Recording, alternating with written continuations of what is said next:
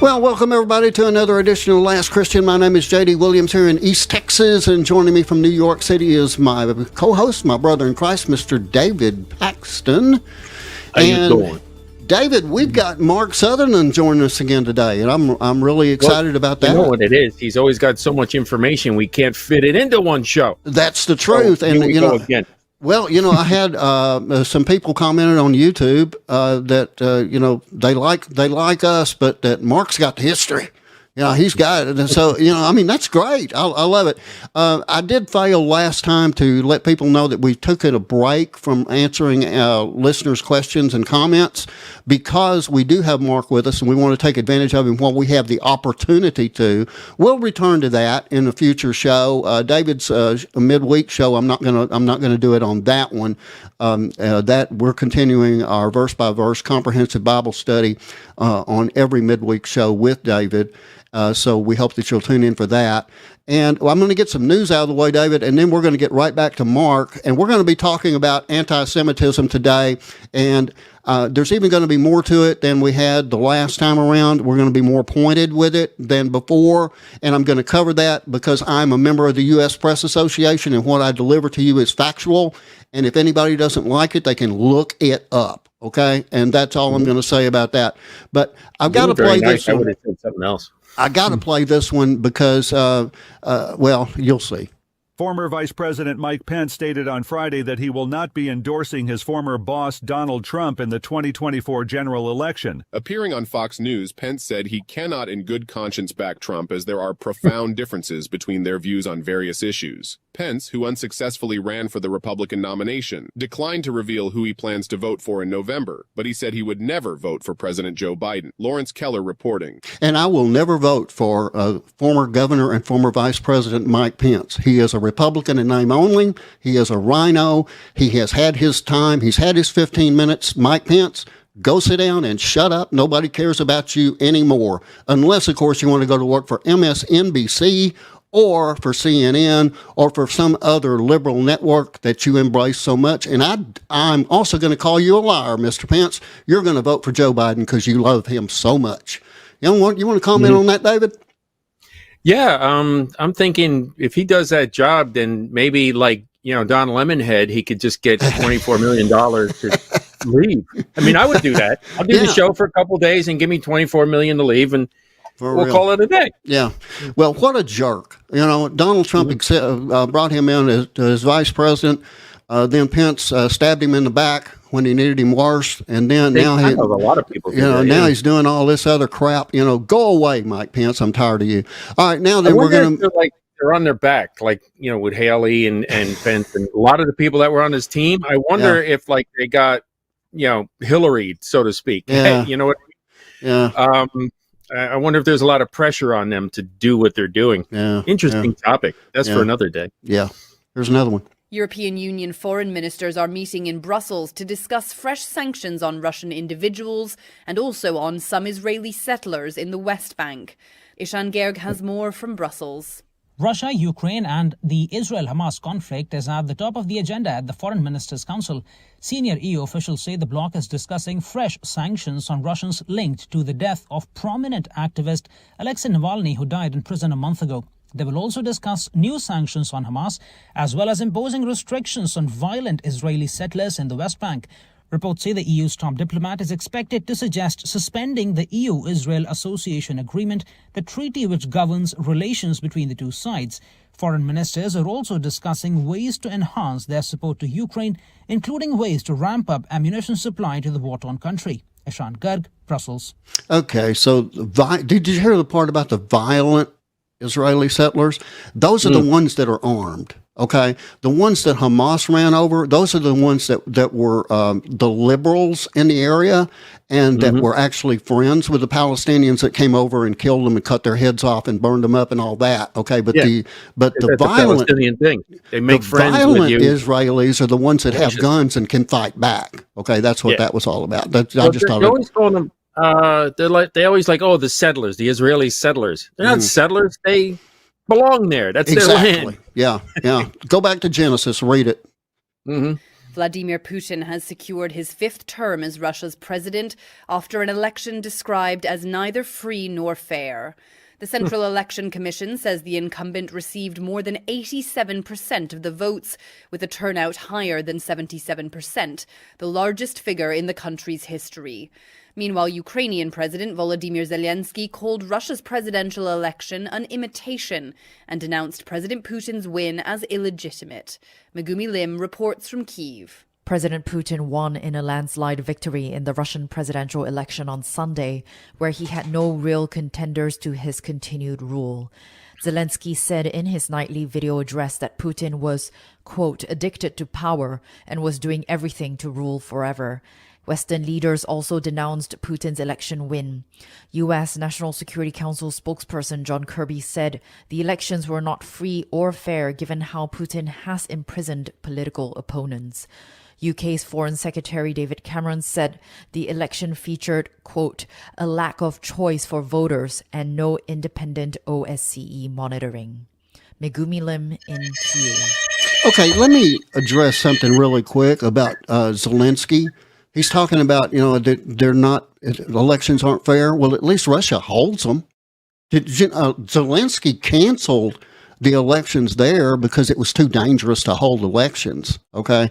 So here I say, people that live in glass houses shouldn't throw stones. That's all I got to say on that one.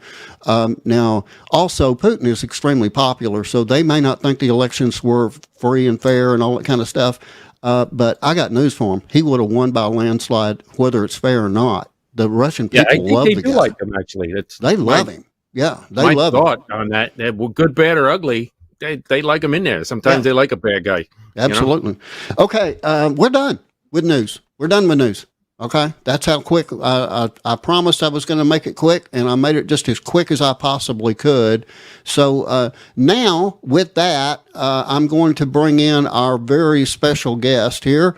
I'll go ahead and get him on screen with the rest of us. And welcome back, Mr. Mark Sutherland, from all the way over there in the UK. Welcome to Last Christian. Jody, David, good to be with you again. It only feels like 48 hours ago. So thank you very much indeed for having me on for part 2. It was my maths is improving. So thank you. Well, you're very welcome. We are happy to have you. At least one of them is. Yeah. All right. Now, real quick, I'm just going to remind people that this title screen, Uncovering Anti-Semitism, is a very important thing. But what I've got there in the middle, Betraying Israel, that's even bigger. And Mark, I don't know if you have heard me speak on this or not, but I am convinced that the United States of America is going to betray Israel. I am convinced that the United States of America is not going to do anything with Israel anymore. We're past it. We're over the tipping point at this point. If you look at people like AOC in our Congress, or Representative Tlaib, or even now our Senate Majority Leader. Yeah. Winking, blinking, and nod. Well, no, the Senate Majority Leader up there, Chuck Schumer, and then Secretary Blinken. All of them are condemning Israel, and that's a bad idea. And now President Biden come here to Brooklyn and do that. President Biden is now saying that Israel must have a plan that works when it goes into Rafah. And I guess he wants them to model that after the great plan that he had of us exiting Afghanistan, right? Yeah. I mean, JD, I think I'm sad to say this, but every single sort of traffic beacon, every light is turning red and affirming what you have said. So if we back up a little bit, of course, various people have gone, from day one, but Biden was fully behind Israel. There's one fleet of ships he sends in there with the aircraft carrier, the Ford, I think, and all this kind of thing. Absolutely. But then it's like getting Benny Gantz. Benny Gantz arrived in America. So just give people background to that, you're aware. But really, America is now looking at, here's the phrase. Have you heard this before? Regime change, but in Israel.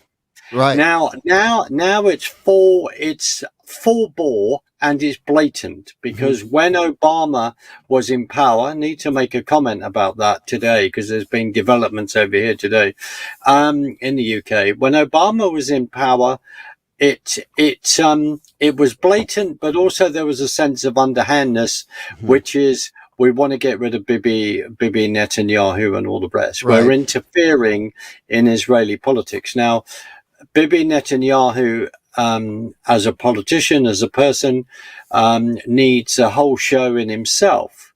But just put it in context. His brother was sadly killed when they rescued the Jews at Entebbe Airport in Uganda.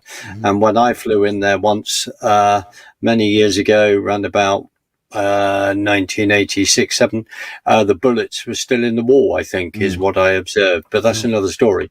But Bibi, like all of us, is not a perfect person. There's lots to talk about there. But I hate to say it, and you're right, Blinken and Biden are speaking out of both sides of their mouth. But what is an interesting observation, and it's not, I read it today on a comment on a video. The Israel has a number of brilliant shows that come out, and one that's very, very interesting is the 4 ladies that come on, Israeli ladies, Jewish ladies, who under the program of the Quad, not the Squad. They're deliberately named there, called the Quad. And it is worth watching, because it gives you another temperature of what's going on in Israel. And they are talking about the fact that they are coming to terms that America is backing off. It's speaking out of both sides of its mouth. But someone made a comment on that show, which I thought was fascinating. And they were talking about Dearborn, Michigan. And they were saying that in that area, there's also Chaldean Arabs who are very, very close to Christians, very close to Jewish brothers, close to Israel. So this is rather interesting, the mixture that is going on. But JD, I hate to say it, I agree with you. And then suddenly Biden's going, right, we're going to build a bridge. We're going to build like a pontoon bridge. We're going to build it here. We'll launch off from Cyprus, put it in. And various Israelis have said, well, why don't you just take ships just down the road from Rafah, so to speak, and unload there, and of course bring in the goods. And it breaks my heart to see what's going on from an administration point of view. However, there are many Americans, as we said on our last show, in Main Street that are standing shoulder to shoulder with Israel. Are we standing with a perfect country? No, we're not. Are we standing with perfect people? No, we're not, nor are we. But we passionately support the country because we have scripture, and David will back me up, because scripture that says so, and JD to back you up. Your nation has been blessed because of it has blessed the Jewish people. Now, through the shenanigans politically since the establishment in 1948, but well before that, as we said the other day, you know, the conference in Remo, the League of Nations, etc., etc. The United Nations and Frederick D. Roosevelt is another subject in itself, and huge, because it's trying to understand the principalities and the powers, the geopolitical moves. And I've just come to the conclusion, as Ephesians 6 says, we're not fighting against flesh and blood, but principalities and powers. And this is them moving constantly. You know, and then we've got God's hand, which is laying over all of this. I'm not saying that to be flippant, because there are a lot of nuances. There are a lot of questions, quite rightly, when people say, well, hold on a minute, you know, people saw the build up to the attack. There were the young IDF ladies in the army who would be looking at the screens, who were warning their commanders that this is, can you see what Hamas is doing on our borders and beyond? Can you see all this? And it's like, no. So we go on about the deep state in America. We go on about, I'm going to say it, our own deep state within the UK, and give you an understanding of that on the slightly different segue, but to give you an understanding of where this means for us in the UK. 2016, on the 23rd of June, 17,410,752 people, with the majority of over 1 million, voted to leave the EU, voted to leave the European Union. There was a vote to do that. And that has not happened because the establishment have moved in, the civil servants who are totally the establishment, the blob as we call them. In other words, you and I, we've been watching what's been happening over here, watching things happening in America, and there is a deep state. Yes, there is. There's also a deep state within Israel. You can argue that. Yes, I agree. But politically, it's seeing the fact that you've got a division, like we all have, I suppose, where we're saying between what we perceive as the left and perceive as the right. But we are seeing God's hand because, and as much as it pains me, and David, I'd like to see where things backs up on this, scripturally, is Israel, then we're now seeing the inch and the inch and the inch to the point where it has to say, we have to rely on God. We have got no friends here, right? I hate to, it upsets me to say this because individually, as individual nations, where do we stand with God when we as a nation, not me personally, not you, JD, not you, David, and many other people listening, but it's the politicians who are making those decisions of isolation and saying, well, leave you on your own. Now, today, number 10 Downing Street, an ex-president of yours, Barack Hussein Obama, walked through the door for a sort of a meeting, I understand, with our Prime Minister, who was unelected, imposed, I'll just throw that out, Rishi Sunak, supposedly having a discussion about his I forget the word, his foundation. That's it, the Obama Foundation. Now, don't tell me over a cup of Rosie Lee tea, Rosie Lee's Cockney rhyming slang, and don't tell me that over a cup of tea that Israel and various other things might have not come up in conversation. I'm certain that they did come up in conversation. Who was he? Was he delivering a message? I don't know. I cannot be too conspiratorial. But he walked in. Now, remember this, the Iran deal, as was reminded today, that when President Trump was in, by the end of his term, if not well before, Iran was on its knees. Iran was not being funded. Right. So who then renewed the funding for Iran? Biden. Yes. And also, I believe that Donald Trump, and this could be very good, later on in the show, a very good link with one of the segments, one of the videotapes we want to show, that after a question by, let's get his name, Professor Dr. I think Anthony Mark Harper in the White House, 2016, he said, what about the funding of UNRWA? Because incredible groups like United Nations Watch and other groups within Israel and around the world have been watching this group. Because of that question from an amazing person in the White House press pack, Trump then led on to defund UNRWA. Right. Now, it's called UNRWA, the United Nations Workers Relief Agency, or in my language, I call it the United Nations Rocket Warehousing Agency. I'm not being flippant. I'm just saying that is what's gone on. So UNRWA was then defunded. Then we look at recently, of course, that Biden brings that about. And as you said, JD, allude to the fact that if, you want to exit plan, then don't ask Biden to do it. Look at the complete debacle of leaving $85 billion or whatever of ordnance within Afghanistan. And it has to be said that some of those guns then found themselves going into the Ukraine. That has been recorded.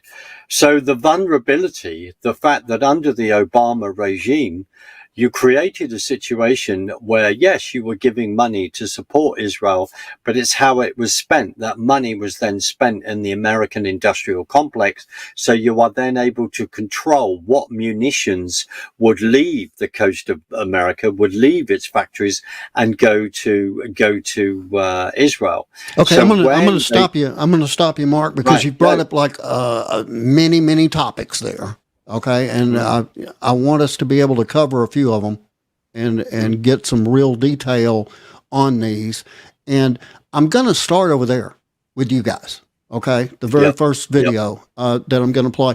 Again, I give full credit for these videos. Okay, to when I get them from whatever source, I'd always include it in the comment section. But I am a member of the U.S. Press Association. These are press reports, okay? And if you watch NBC, you're going to see ABC stuff played, or CNN, or Fox, or whoever, okay? I've got the same privilege as a member of the U.S. Press Association. I want everybody to know that.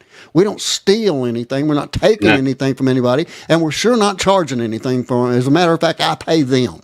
Okay, so anyway, I just wanted to say that before we ran it. But this is over there, so let's listen to it. This is on your side of the pond. Here we go. I was doing the excellent Talk TV show, The Talk, last night. Now, indeed, I was watching you. In the mists of time, because we were all obsessing on Lindsay Hoyle and the Speaker row, we did mention that meanwhile these pro-Palestinian protesters were projecting onto Big Ben from the river to the sea, which we thought was a prescribed statement to make because it basically means exterminate all Jews and get rid of Israel. Now, if you chant that marching through the streets of London or wherever on one of these pro-Palestinian marches, that the police say is against the law. However, apparently it's illegal to chant it, but it's not illegal to project it onto the mother of all parliaments. How dare they? Do you know, this lily-livered, we're a laughing stock because of this. Other people in the world would be looking at that and thinking we've gone absolutely tonto to allow genocidal slogans to be projected. It's a genocide. Okay, I'm gonna cut the video short at this point, simply because the point was made. Okay, the point was made. If I can get us back over there and get them off, that's the harder. That's the harder thing for me. Here we go. There we go. I finally got it done. Okay, but anyway, they are now. I guess the comparison for us here in the United States would be up there in New York City, where they, David, I forget what they call that stuff they got going on up there, but, I can see this same thing being projected on the screens all over. Yeah, they do. You mean on something like the Empire State Building or something? Yeah, we remember. Right. You remember the classic picture, I think, in the late 40s, early 50s, of the cross being being used by lighting up the buildings. We've come a long way from there. But no, JD on there last year, I think. Right.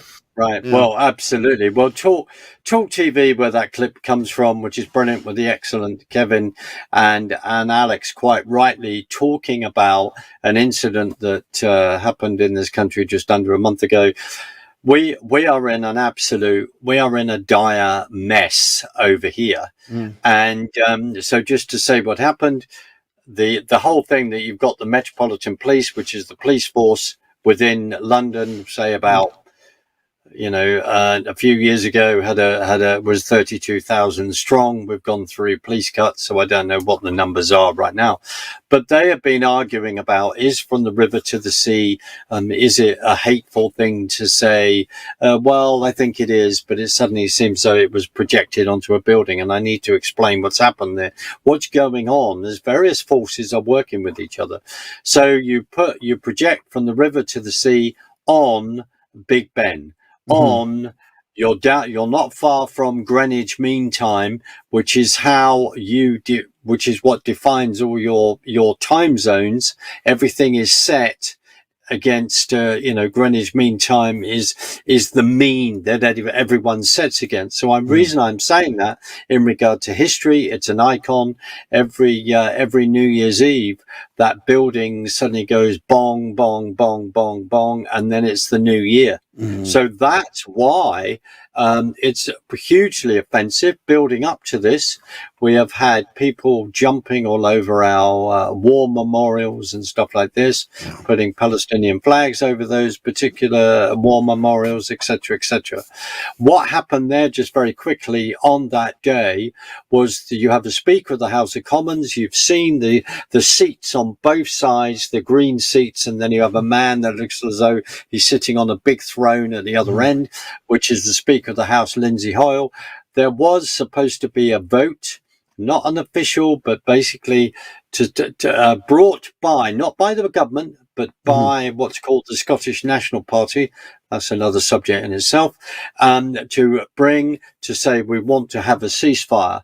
Now, what people have got to understand, this is the statement, is that within the makeup of the politicians within that parliament, a number of those, where they are geographically in this country, have constituencies that have many, many people in them that would call them, that are Muslims and then call themselves follower of Islam.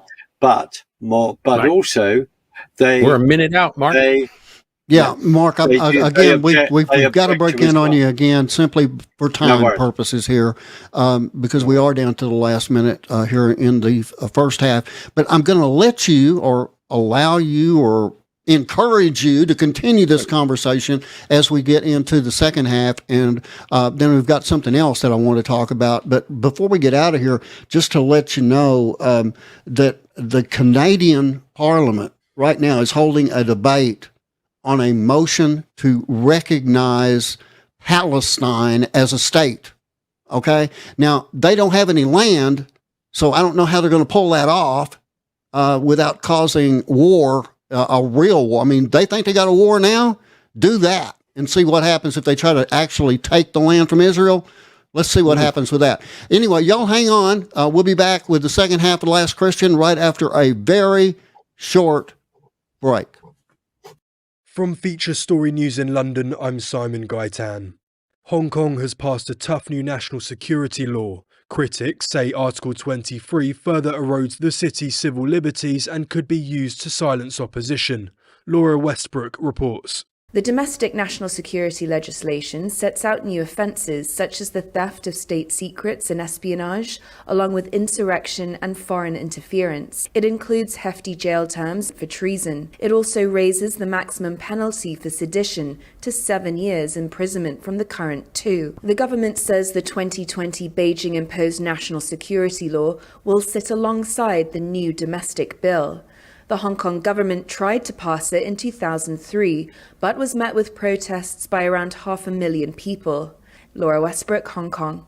US Secretary of State Antony Blinken says the US's commitment to defending the Philippines from armed attacks in the South China Sea is, quote, ironclad. Blinken is in Manila as part of a tour to reinforce support for its allies as China increasingly asserts itself in the region. China has responded, saying that the US has no right to interfere in the South China Sea issue. Patrick Falk reports. Well, in a joint press briefing with his Philippine counterpart, Enrique Manolo, Antony Blinken said that the waterways of the South China Sea are critical not only to the Philippines, its economy and security, but also to the region, the US and the world. And these will have been very reassuring words for the Philippines at a time of heightened tensions between Manila and Beijing over their territorial disputes in the South China Sea, particularly as there are question marks over just how far Washington will go to defend its treaty ally in the event of any sort of armed attack, and as Beijing becomes increasingly aggressive in its actions. EU officials are considering imposing caps on Ukrainian agricultural imports amid growing pressure from farmers. For months, thousands have been protesting against European Union laws, which farmers say have hurt their profits. Ishan Garg has more from Brussels. Poland, which is bearing the brunt of the farmers' protests at the Ukrainian border, is leading calls for restrictions on imports. And now reports say France, one of the most influential members of the 27 nations bloc, is supporting it. The European Parliament voted to impose restrictions on Ukrainian imports, including cereals and honey, last week. If EU heads of state also approve the measures this week, the restrictions could cost Ukrainian farmers close to 1.2 billion euros a year. Farmers in Europe say cheap Ukrainian imports are flooding European markets. Ishan Garg, Brussels. Consumer goods company Unilever has announced that it's cutting 7,500 jobs around the world.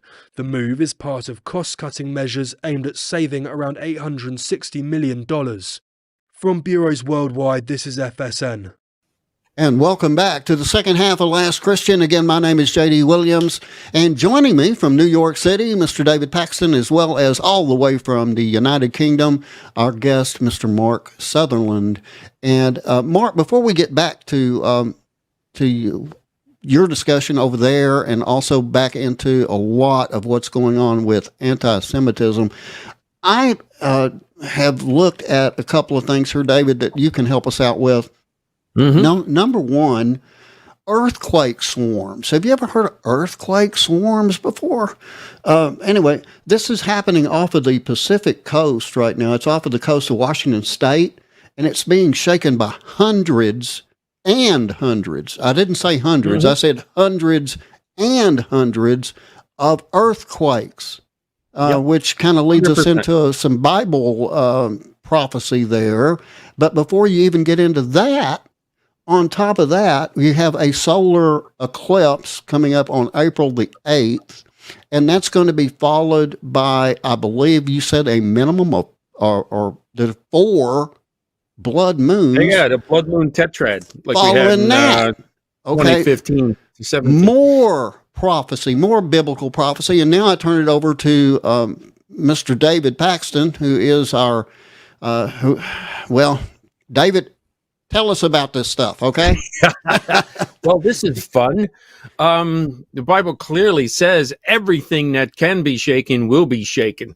It just reminds me of the Petra song. Is one of my favorites. Everything that can. Anyway, so everything will be shaken, and we see in Joel, the earth shall quake before them, and the heavens shall tremble, and the sun and the moon shall be dark, and the stars shall withdraw their shining. I mean, this isn't metaphor. Wow. It's clearly a picture of something. And this all these things, the stars and everything, yes, they are up there and they are pictures, mm-hmm. but they picture real events. Okay, so they are metaphors in one sense, but that doesn't mean they're not going to happen. They're true, and there's a reason for that. Now, in Nahum 1:5, it says the mountains quake in him and the hills melt. All right, when he comes, he's literally going to melt the hills. Right. I mean, just read all the prophecies. It says, everything's going to shake and the hills are going to melt, and then we're going to start it all over again. It's going to be great. And he has to do that. Even at the end times when he comes back, just think of that. Here is a creator of the universe coming back at the end of the tribulation period, and we're following him in our nice white robes. He's got the sword out. Don't you think he's basically going to completely disrupt the atmosphere? I mean, he's the creator.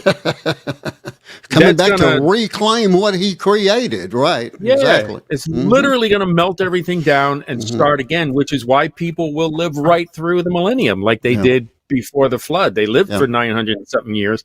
People will live. It says a baby will die at 100. Okay. And they must have done something. Oh, he died at 100. He must have sinned, because people will live right through it. So we see this all the time. And I want to talk about that, like in Joel again, the stars and the sun and the moon. We are having a Genesis study, and we haven't even got to that point yet. We just talked about the light and the dark and how, he created them, and both of them are entities. Right. We're going to get into day 4 soon, eventually. Where we'll get there. He says the sun and the moon are there to rule the day, to rule the night, and for times and for seasons. Those are Moedim. Those are appointed days. And then Psalm 19 says the heavens declare his glory. All right. And that literally means that it's word inscribe. Okay. So the word declare is actually inscribed. They're literally written in the stars, the entire history of everything. All of the constellations and all of their deacons that go with them are pictures of history. Okay. In advance. He wrote them all on day 4 and said, this is what's going to happen. And then we kept it. So I'm going to get into this a little bit, how it's a written contract for us at the conference that's coming up, hearthewatchmen.com, hearthewatchmen.com. We're going to talk about that, but it also, all of the signs are reminiscent of the tribes of Israel. So it tells the story right from the virgin giving birth, all the way around to how God's going to come and he's going to destroy the serpent and crush the Antichrist and all these other things, right down to Leo, where he's going to rule and reign on the planet. Okay, because he is the king. So it's powerful to see all these things, and what the Bible calls them birth pains. When you see all these things, now we've seen them for years. I remember studying prophecy in the 80s. Okay, the 1980s for all you non-millennial people.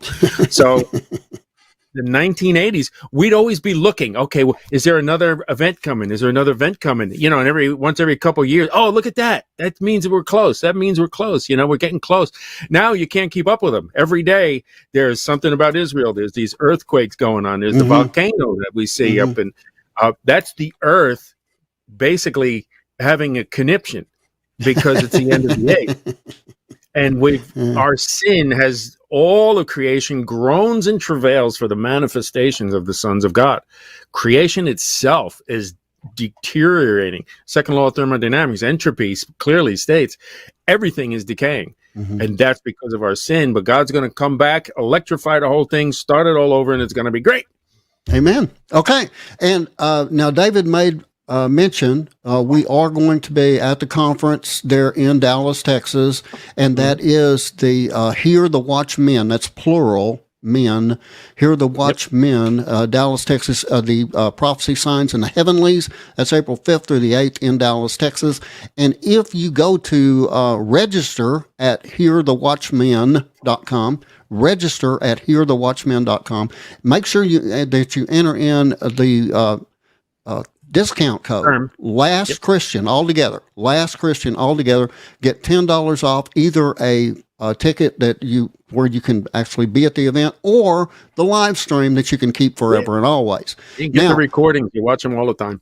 Now, with that, we're going to get back to Mark, but Mark, I'm going to play this first, and then you can take it from there.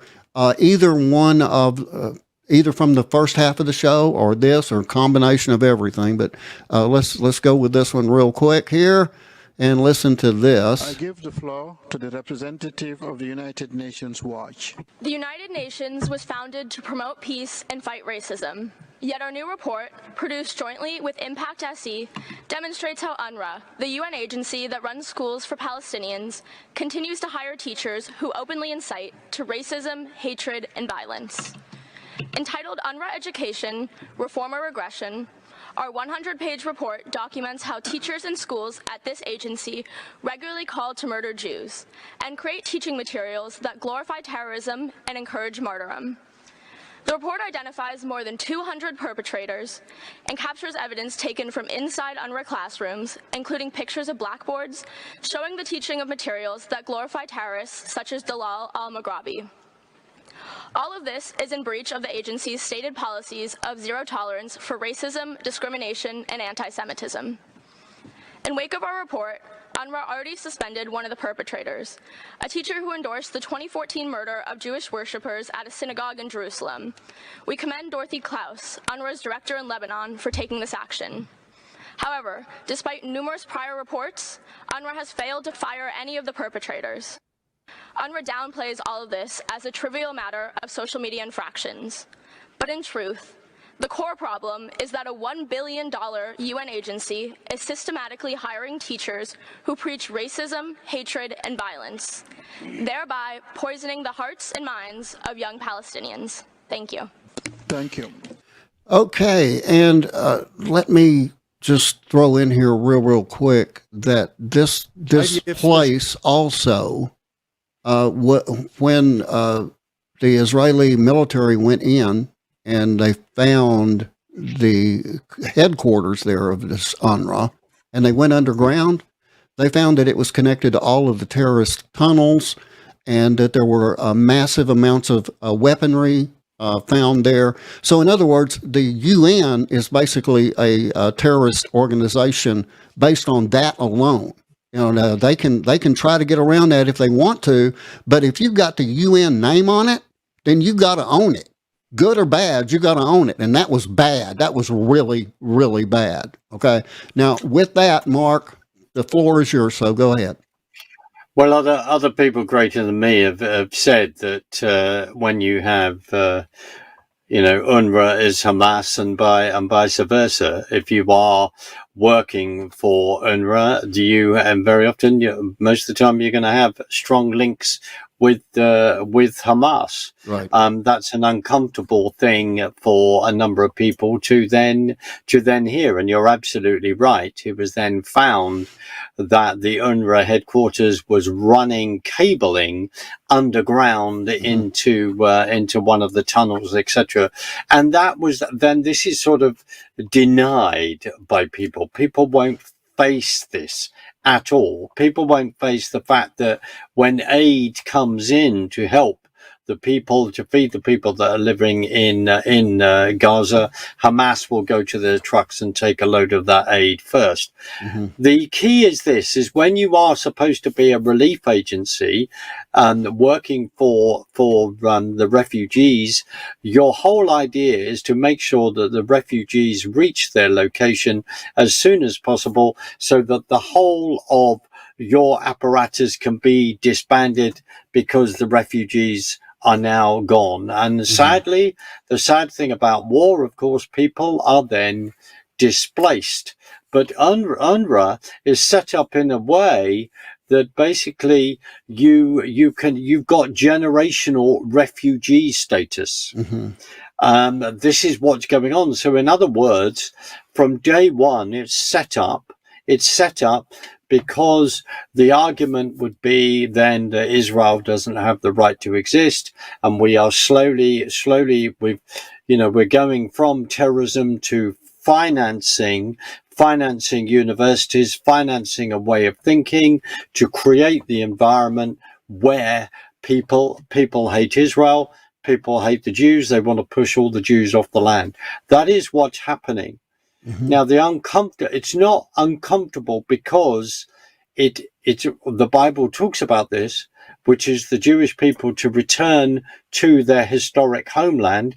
And as we said on our first show, you've got 3,500 years old, but 75 years new. No country, people group that have been dispersed have then returned. And what that, in the way that's happened, and of course learning Hebrew and all the rest, that UNRWA report to the United Nations, UN Watch, was calling UNRWA to account, was questioning what it's doing, and was holding it to account. Remember, within the UN, it took them was it three months before they'd even acknowledged the awful things that are being done to the Israeli women, hostages and all the rest. I won't go into certain details and how they were treated because it's so shocking. it's so shocking what is done. What is even more shocking, like over here, is when people were denying that, they were questioning it, they were seeing the stuff that was coming out the Israeli embassies, the raw footage that was filmed by the cameras, the GoPros that were actually on the terrorists' body themselves. Okay, Mark, So hold on with me for just 1 second. I apologize to you, but I've got breaking news that I've got to put on here right now, and that is that there is a former MSNBC host. He also happens to work for ESPN, I believe, still. His name is Keith Olbermann, and he has posted to Twitter or X, whatever you want to call it, that this is a tweet from him. Trump says he's been treated worse than Abraham Lincoln, who was assassinated. And he finishes up with, there's always the hope. Now, let me ask you this, both of you. If anyone in the Trump orbit said that about Joe Biden, what would happen to them instantly? Mm-hmm. Would they not be arrested and charged immediately? Oh, yeah. This guy's going to be celebrated on CNN, on MSNBC, on New York Times. When Trump was first elected president, you remember there was all kinds of hints about we want to kill him.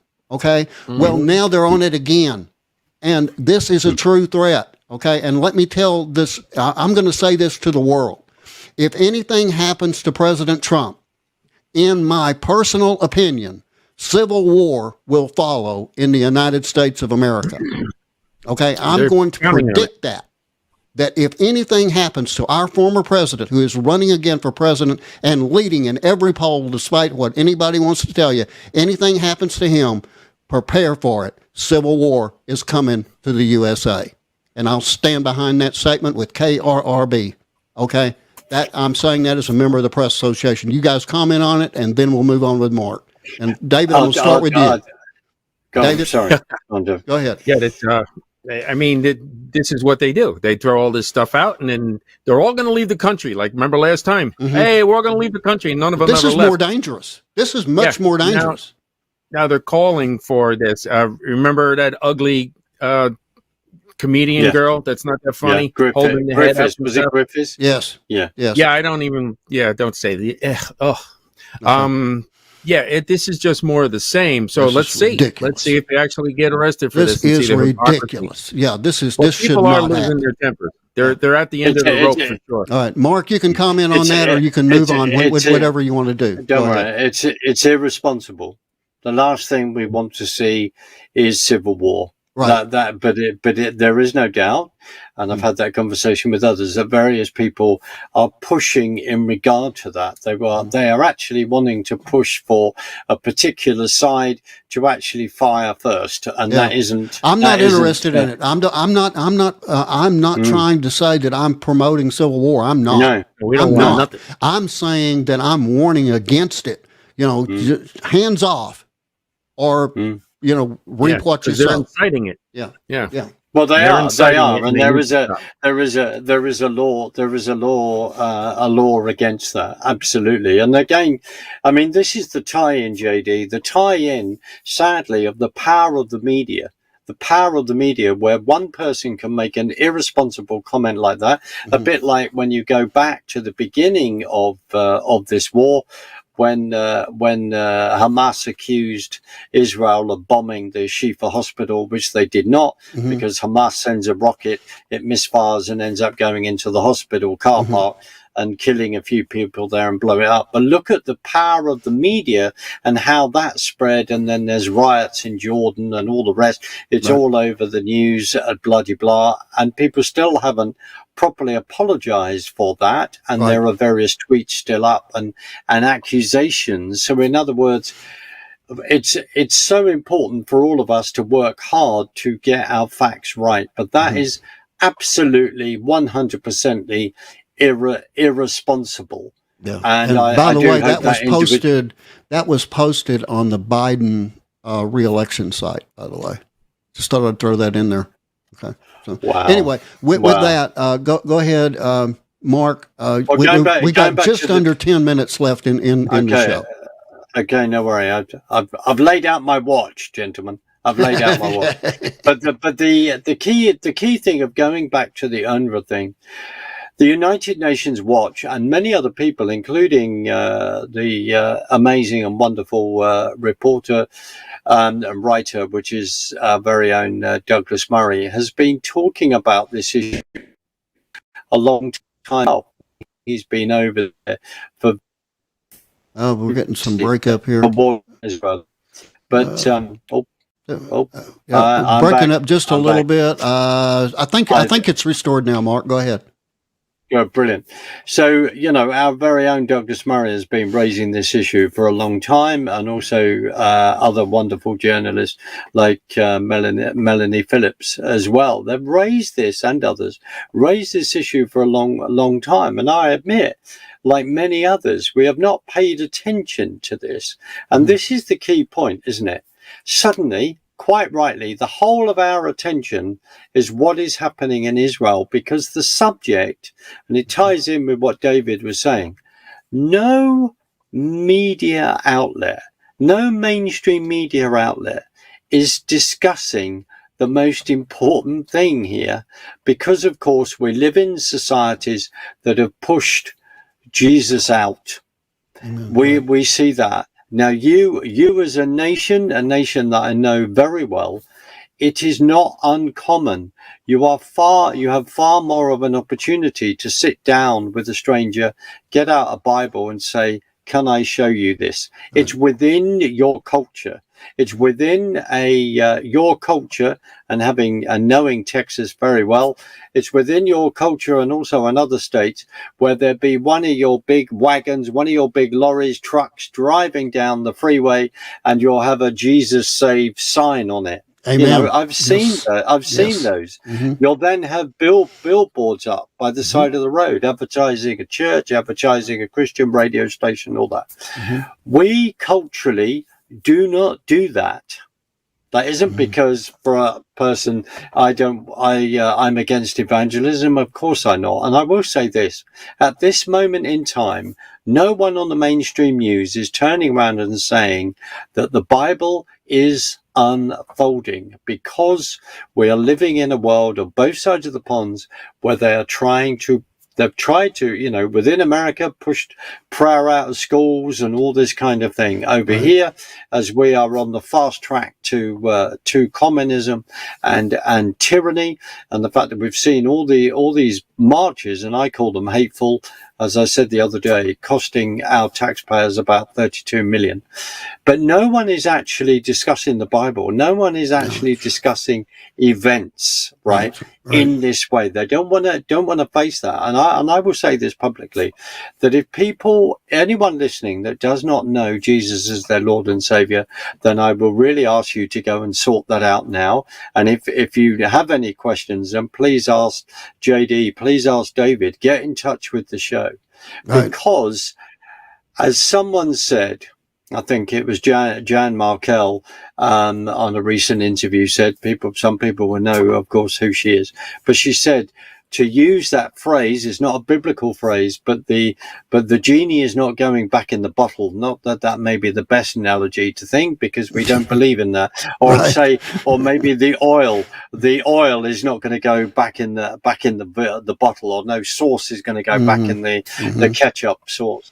So can't ring the bell. You can't unring the bell. You can't unring the bell. You can't unring it. And it's as though events. If this is what we're going to see unfold, we do not know the day or the hour. We have a very good idea of how things are going to unfold, but there are still a number of keys that we need, number of things that we're going to come together. But no, you're absolutely right. And and with what we've seen on our streets, and I do see it, and I mean, people are entitled to their opinion, but people are not entitled to call for the genocide of a race of people. Amen. Of a people group, and that is what it is, or the extermination of a country that it's not about relying on the UN to say that. In human terms, people of course go to that, but of course, if these people are not reading scripture, where it talks about, I think in Isaiah 66, that, I will form a country in a day. David can correct me on that, but I believe that is where it is. Can I not do that? Yes, I can. But because people do not believe in that, they are not going to have that lens. So every single thing right now, and it's going to ramp up, is coming against Israel. And you touched on this, JD, from the beginning in regard to America. And as I said, I'm petrified in the right sense, where Genesis 12 says this, if you bless my people, I will bless you. If you curse my people, I will curse you. Now, there are some people within the Truther movement who would have a go at us for saying that. Then there are other people with an interpretation of scripture to say, well, we've already been through the tribulation, the millennium happened, whatever, centuries ago, whatever. I am being a bit sarcastic on that.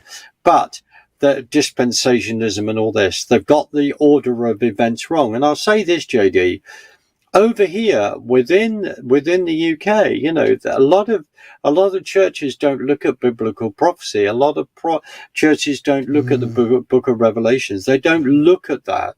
And what we have got is huge amounts of replacement theology.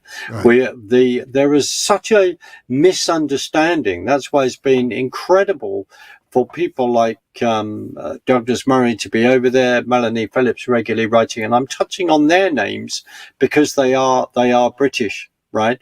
And they are speaking into this mainstream media construct that we have over here, that has moved from a sympathy within 24 hours after the appalling events of genocidal pogrom of October the 7th into going, no, Israel, you can't defend yourself, you can't do this and you can't do that. And we all discuss this, where we see the way the left has come together with Islamism. So it's this red-green axis, so to speak. It's come together. And we've suddenly seen that unfold, and all we're asking people is to pay attention.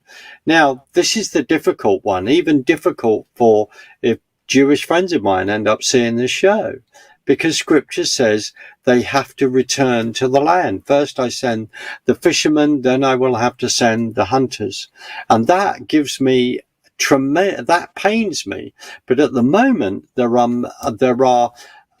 quite a number of Jews that are living in France that are now applied for Aliyah to return back to Israel. There are comments in America where people are questioning that. People are feeling, as Jews who have been to Israel, flying backwards and forwards, they feel safer in Israel than they do in the other countries of residence. So we are at this biblical tipping point, and all this heat from UNRWA. And let's not forget, Hamas went in. Other members of the Gazan civilian residents then went in to pick people up. Some of those even took hostages themselves. Right. And also there's a lady and a very Mark, brave, amazing. I hate to break in on you. I really do. Don't worry, but we are down. I should have been paying attention.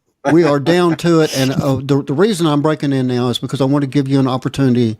And that is, if you've got a website that you'd like for people to go to, or organization, whatever, this is your chance. You got like 30 seconds, Mark. That's all you got. But if you want to tell people about it, go ahead. This is your opportunity.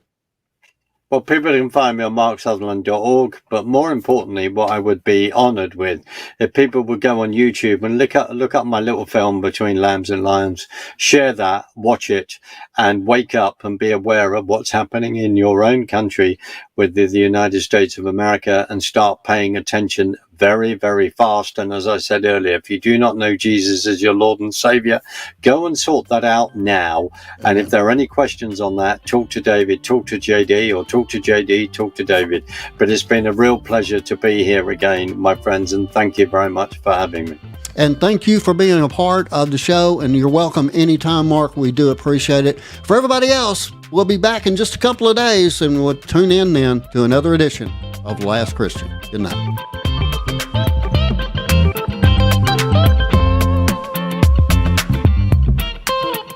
Thanks again for joining us today for the Last Christian Radio Show. And be sure to tune in every Tuesday, Thursday, and Saturday right here and at www.lastchristian.net. Until the trumpet sounds.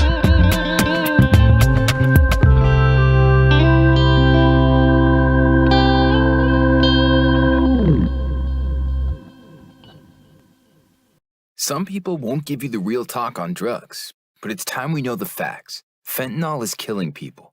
It's a powerful opioid, often made illegally and commonly mixed with illicit drugs. It can even be pressed into counterfeit pills that resemble prescription medications. Just 2 milligrams, about the size of a few grains of sand, can potentially be lethal. This isn't an ad to scare you, but it is an ad to make you think twice. Get the facts. Go to realdealonfentanyl.com. This message is brought to you by the Ad Council.